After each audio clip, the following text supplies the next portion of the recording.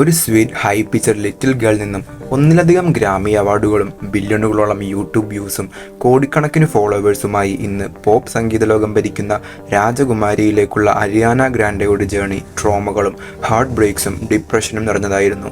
1993 June 26 ഫ്ലോറിഡയിലെ ബോക്ക റാട്ടോണിൽ ആയിരുന്നു അരിയാനയുടെ ജനനം.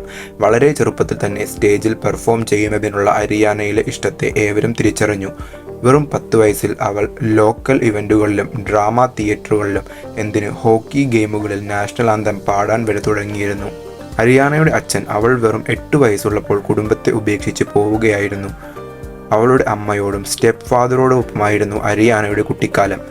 അച്ഛൻ്റെ യാത്ര കൊച്ചു അരിയാനയുടെ ഹൃദയത്തെ വേദനിപ്പിച്ചുകൊണ്ടേയിരുന്നു. 15 വയസ്സിൽ അരിയാന പല ഓഡീഷനുകൾക്കും പെർഫോമൻസിനുമൊക്കെ പോയി തുടങ്ങി.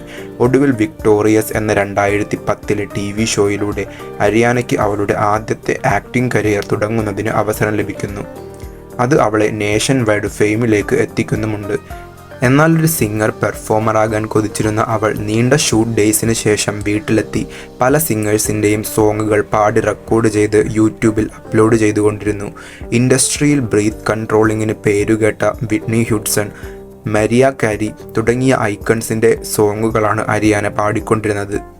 പതിയെ മ്യൂസിക് ലേബലുകളും റെക്കോർഡിംഗ് കമ്പനികളും അരിയാനയുടെ കഴിവിനെ കണ്ടെത്താൻ തുടങ്ങി.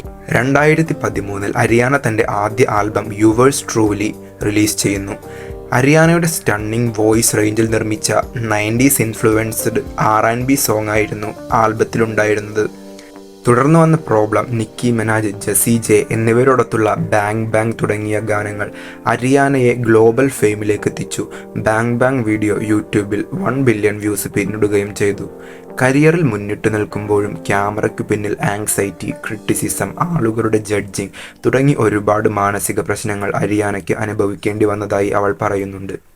2016 തൻ്റെ ലോങ് ടൈം ഫ്രണ്ടായിരുന്ന മാക് മില്ലറുമായി അരിയാന പ്രണയത്തിലാവുന്നു. തൊട്ടടുത്ത വർഷം അരിയാനയുടെ ജീവിതത്തിലെ തന്നെ ഏറ്റവും ട്രോമാറ്റിക് ആയ ഒരു ഇവന്റ് നടക്കുന്നു. മാഞ്ചസ്റ്ററിൽ അമേരിക്കൻ ഗായിക അരിയാന ഗ്രാൻഡയുടെ സംഗീത പരിപാടിക്കിടെയുണ്ടായ സ്ഫോടനത്തിൽ കുട്ടികളടക്കം 22 പേർ കൊല്ലപ്പെട്ടു. 59 പേർക്ക് പരിക്കേറ്റു. ചാവേറാക്രമണത്തിൽ അക്രമിയും കൊല്ലപ്പെട്ടു. സംഭവവുമായി ബന്ധപ്പെട്ട് ഒരാൾ അറസ്റ്റിലായി. ഈ സംഭവം ഹരിയാനയിൽ വലിയ ആഘാതമാണ് ഉണ്ടാക്കിയത്. മാനസികമായി വളരെ ബുദ്ധിമുട്ടനുഭവിച്ച അവൾ തൻ്റെ എല്ലാ ടൂറുകളും നിർത്തിവെക്കാൻ ആവശ്യപ്പെട്ടു. എന്നാൽ എല്ലാത്തിൽ നിന്നും ഒളിച്ചോടാൻ അവൾ തയ്യാറായില്ല. മാഞ്ചസ്റ്ററിലെ അറ്റാക്കിൽ ജീവൻ നഷ്ടപ്പെട്ടവർക്കും അവരുടെ കുടുംബത്തിൻ്റെ സ്ഥിതി മെച്ചപ്പെടുത്തുന്നതിനും വേണ്ടി അവൾ ഒരിക്കൽ കൂടി മാഞ്ചസ്റ്ററിലേക്ക് വരുന്നു. കോൺസേർട്ടിൽ നിന്ന് കിട്ടിയ $1 മില്യൺ അവർക്കായി അവൾ മാറ്റിവെക്കുന്നു. തുടർന്ന് 2018 അരിയാനയുടെ ഏറ്റവും എക്സ്പെരിമെൻ്റൽ ആൽബം എന്ന് പറയപ്പെടുന്ന സ്വീറ്റ്നർ റിലീസ് ചെയ്യുന്നു.